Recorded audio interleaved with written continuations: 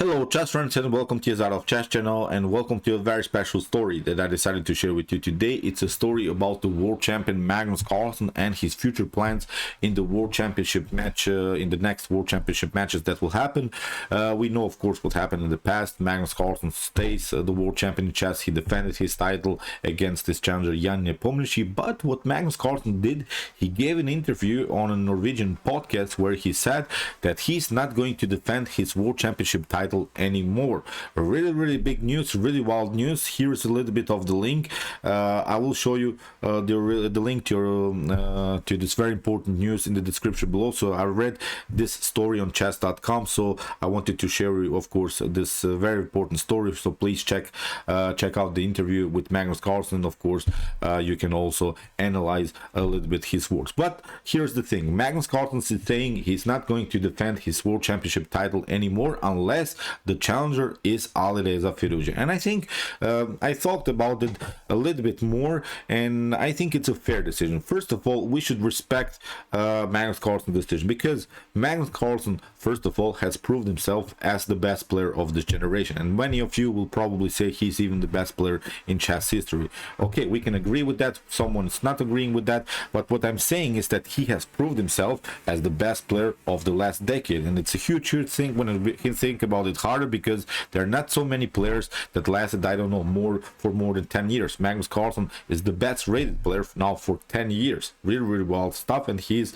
the best, the world champion in chess from 2013. So I think losing the motivation just to play one single match game is, I think, a normal thing, because it's unlikely that Magnus Carlsen will break Emanuel Lasker's record for being the longest world champion in chess history. So I don't think that Magnus Carlsen should be simply focused on that fact that he's trying maybe to be the longest world champion in chess. I think it's not so important. He has, as I said, proved himself as the best player of the decade, and he could maybe now play, I don't know, against Rajabov in the next World Chess Championship, or he could play maybe against Wesley So. So maybe if he wins against these two players, it's not a huge thing for him, because he has proved himself really as the best player of our time now. But because many times when we see some tournaments that are going on, Magnus Carlsen wins, I don't know, maybe 70-80% of these very important tournaments. Maybe we see,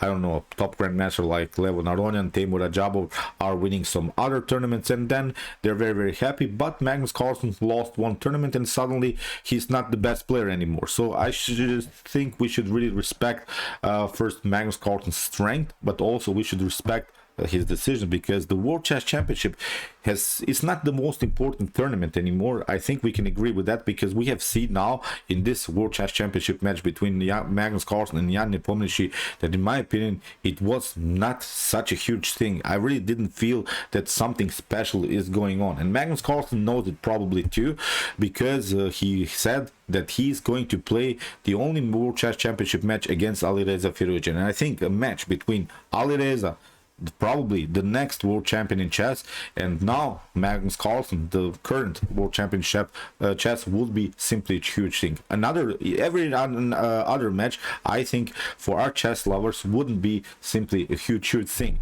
In my opinion, maybe I would love to see a world championship match between Magnus Carlsen and Wesley So, and also Magnus Carlsen versus Alireza Firouzja. But what Magnus Carlsen is saying is really true, because the world championship match is not the most important thing in the chess world anymore, because we have seen really in this World Chess Championship that, I don't know, the only coverage that you could have seen about the World Chess Championship was simply on YouTube, and it's basically chess has become a YouTube thing. I'm not sure if that's a good thing. I'm not sure if that's a bad thing. Have also my content on YouTube, but it was, I think, a little bit sad to see that the only coverage that you have about chess is on YouTube, that you don't have, I don't know, regular television that is bringing us some scenes behind the scenes of the World Chess Championship and similar stuff. So as I said, Magnus Carlsen probably knows this is not the big thing, always defending my title. And Magnus Carlsen said also an important thing, that he's trying now to be the first player that will get 2,900 rating points in classical time format chess. That's now his huge goal, and I think getting this rating would be I think a much more important thing than defending maybe 1 or 2 times more the World Chess Championship title. I think we can agree with Magnus Carlsen's decision, and I think it's a fair decision that he said that he's going to play against Alireza Firouzja, because Alireza can be maybe the youngest world champion in chess,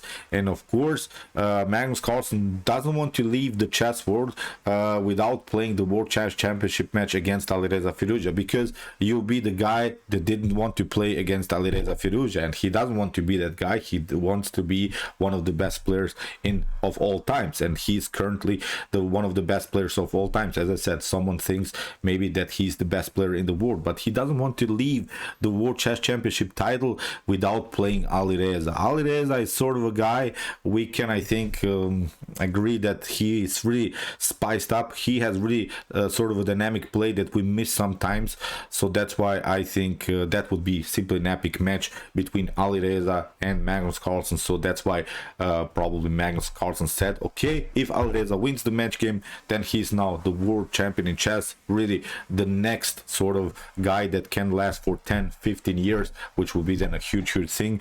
So he said that he's going to probably play against Alireza, but he doesn't want to play anymore the World Chess Championship in the next couple of years. So fair decision in my opinion. It's not a bad decision, because still Magnus Carlsen will play rapid blitz chess. He'll still play this online rapid tournaments. He'll still play, I don't think, some I don't know, banter blitz sessions. So Magnus Carlsen will stay in the chess world. He didn't say that he's not going to play any more chess, but he doesn't want to simply play, in my opinion, also this slightly dubious events like the World Chess Championship. I think there is simply some weird things happens that the World Chess Championship is not so important anymore. I'm not sure why is it so, but when I watched now the World Chess Championship in 2021, I was disappointed a little bit.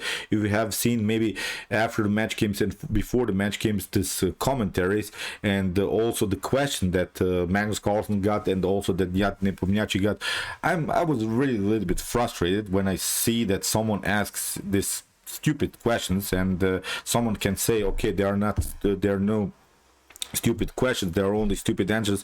Well, that this kind of things only stupid people say, that they are not stupid questions. There are stupid questions, and I always wanted to say, if I would have the opportunity to maybe ask Magnus Carlsen in my life one simple question, I would never, really never use a stupid question. I would think about it hard. What would I ask him? So we have seen that the lack of professionalism has been also present here in the World Chess Championship match in 2021. So probably Magnus is saying, I'm sick of it, I don't want to be part of this anymore, and I will play maybe the chess that I like to play, maybe fast time format chess, rapid chess, maybe blitz chess. And we can agree, chess has become simply a part of fun. More people are into chess now, and I like to play also blitz and rapid chess more than I like to sit maybe for 8 hours and play one single game. So we should respect the World Championship decision. So probably in the next World Championship match, I hope we'll see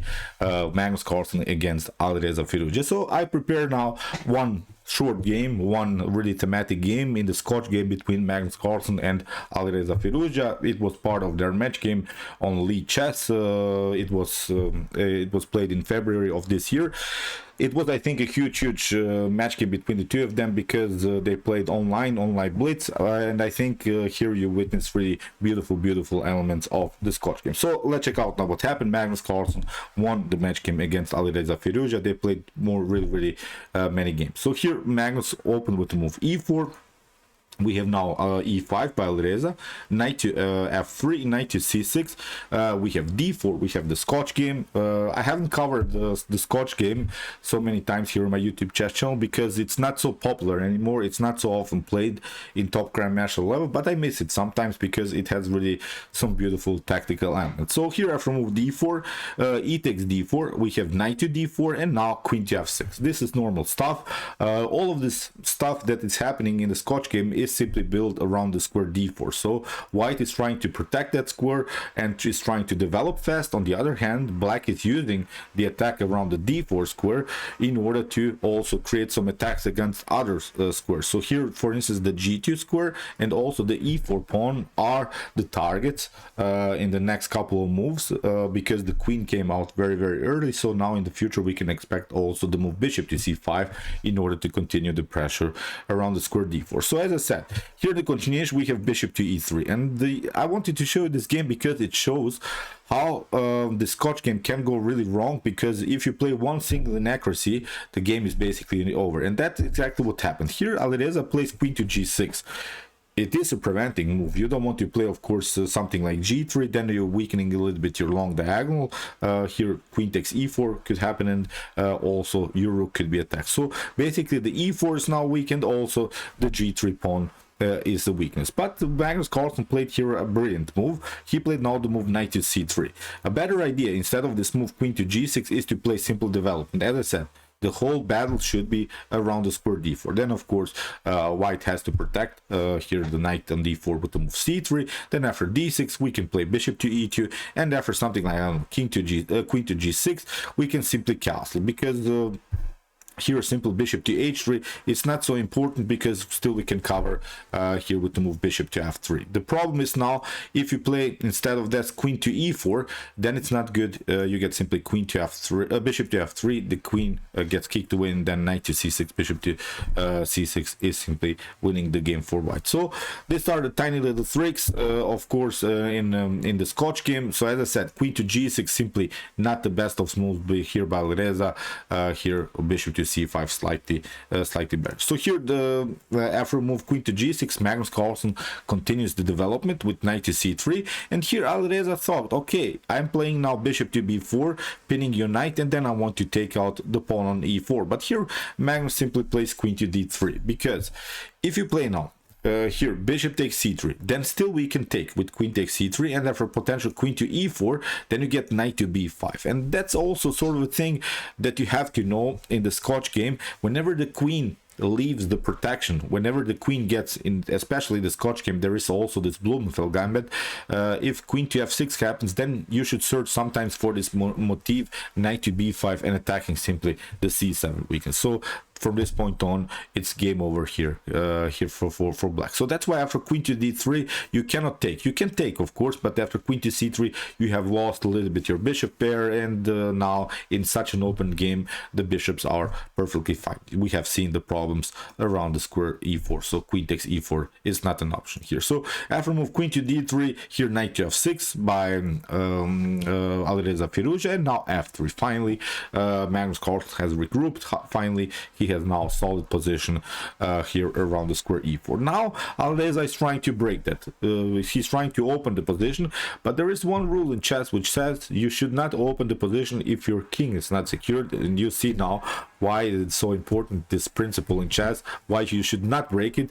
You can break it sometimes, but you have to have a really good reason why you're doing that, because now after move d5 the position basically explodes, and now Magnus Carlsen has the completely winning game, because he played now simply brilliant move, queenside castling. And okay, here Alireza had his chance maybe to finally regroup, to finally go castling, and after castling now knight to d5 is a better continuation, of course, for white. White is winning one pawn, and this should be probably winning in the top grandmaster level. But here after queenside castling, Alireza Firouzja played here d takes e4, and Magnus Carlsen has now the opportunity to play here immediately knight to queen to b5 with the direct threat to play knight takes c6 and then queen to b4. But okay, Magnus Carlsen played the second best move. He played now knight to e4. Here in the continuation we have knight to e4, but now Magnus Carlsen doesn't want to take out this knight. He takes first the knight on c6. You see now knight takes c6 leads now into a complicated game, because it's also